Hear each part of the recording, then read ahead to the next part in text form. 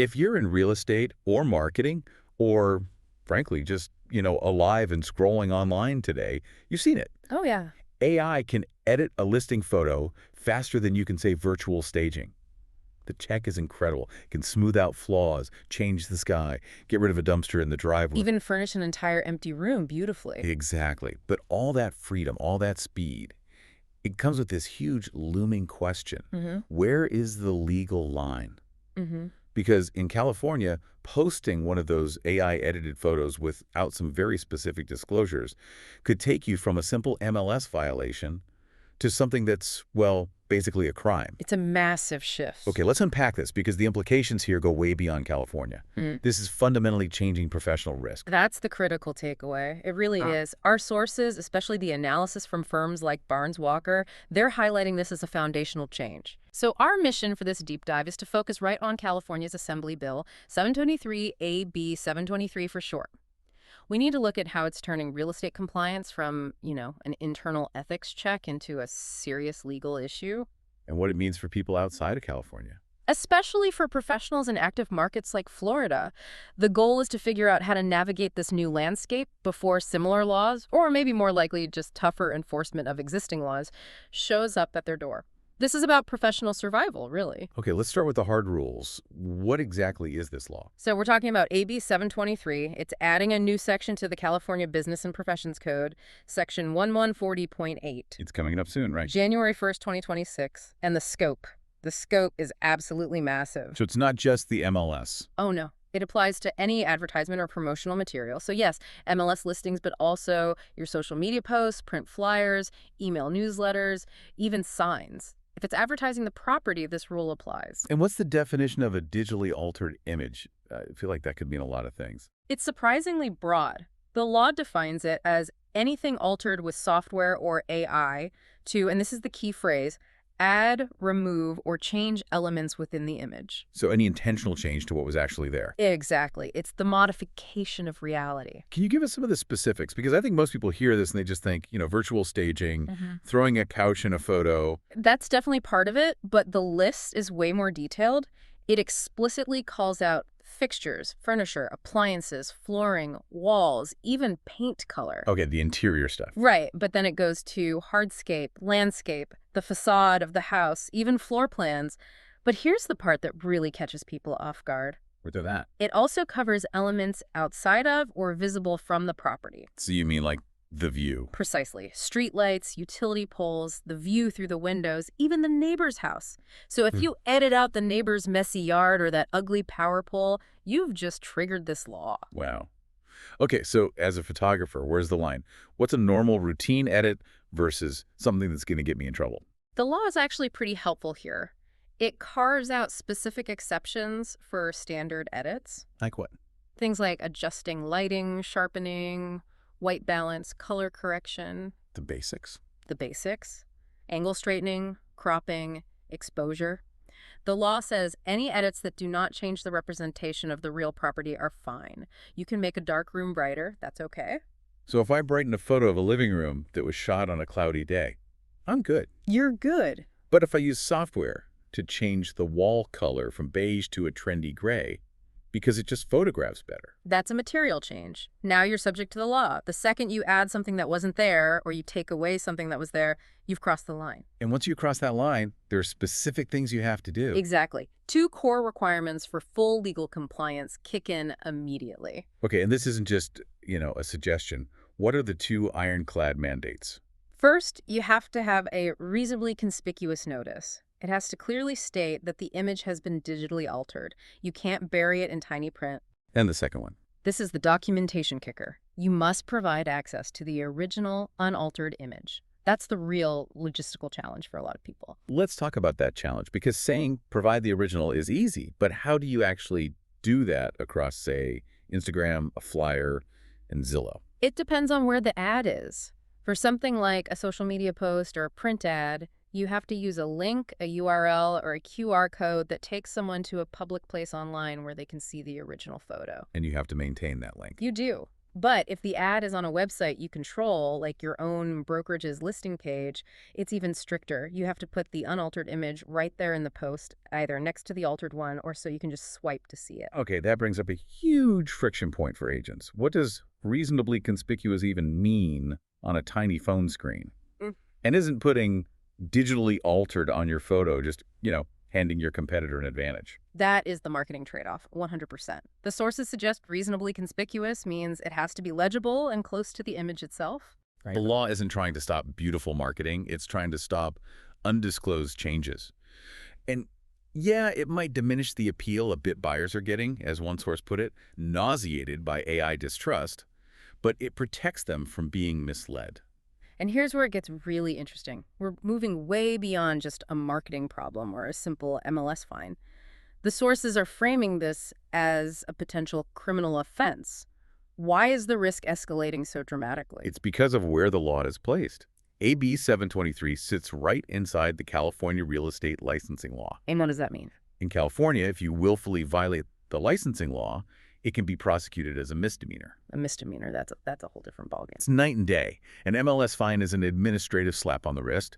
A misdemeanor is a criminal offense. It means a public record, and more importantly, it gives the state grounds to suspend or even permanently revoke your professional license. So the idea that a common MLS violation could now carry criminal weight, that changes the entire calculation for agents and their brokers? Absolutely. Brokerages are now going to have to update their liability insurance. Right, and really hold their vendors accountable. It forces that accountability right back onto the licensee.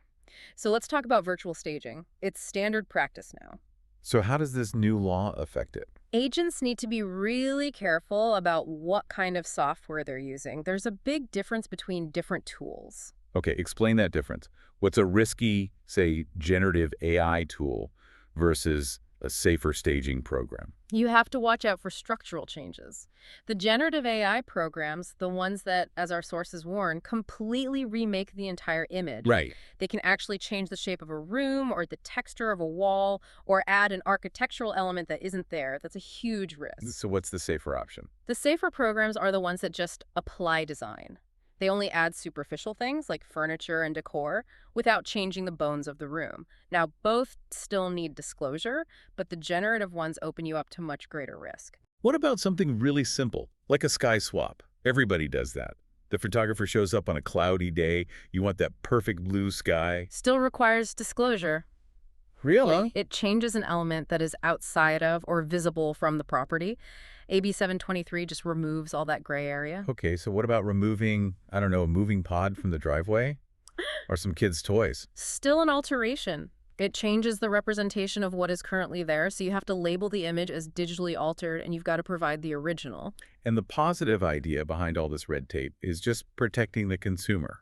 I think one of the sources mentioned the underwhelmed buyer problem. Yes. The core of this is truth in advertising. It stops buyers from showing up to a house that's empty and maybe a little beat up after they saw this perfect, flawless version online. It's managing expectations. It is. We've seen reports where a staged photo of a luxury bathroom led to a formal complaint because the staging added a skylight that didn't exist. AB 723 is meant to close that gap between expectation and reality. So that's the key, right? Protection over perfection. So let's connect this to everyone outside of California. The sources are clear. This is a warning shot for states like Florida. Why should a Florida agent care about California's headaches right now? They should care because California is setting a precedent. But really, the risk is already there in Florida. Regulators everywhere are moving toward these specific, auditable disclosure rules, and Florida doesn't need to copy-paste this law because its existing license law already allows for serious discipline if you advertise property in a way that is, I'm quoting, fraudulent, false, deceptive, or misleading. So the tool to enforce this already exists. The only difference is California made it super explicit and tied it to criminal risk. Exactly. So what are the highest risk edits in a state like Florida right now under those existing rules? It's the material changes. Things that alter what a buyer thinks they are getting. Like what? Removing permanent features is a big one. Power lines, utility poles, a neighbor's ugly shed, a seawall. Also altering views, especially water views or city skylines. That's a huge no-no. And I assume fixing problems in the photo. Absolutely. Removing cracks, stains, roof damage, or signs of water intrusion. You are deep in misrepresentation territory there. Same with adding things that don't exist, like a fire pit. The sources specifically pointed to Florida waterfront listings as being dangerous fast. Why that segment in particular? Because for waterfront property, so much of the value is tied to those permanent external conditions. Like the seawall. The seawall condition, the state of the dock, any shoreline erosion, what the neighbor's view is like. If your AI edit smooths out cracks in a seawall or hides erosion, that directly impacts the property's value.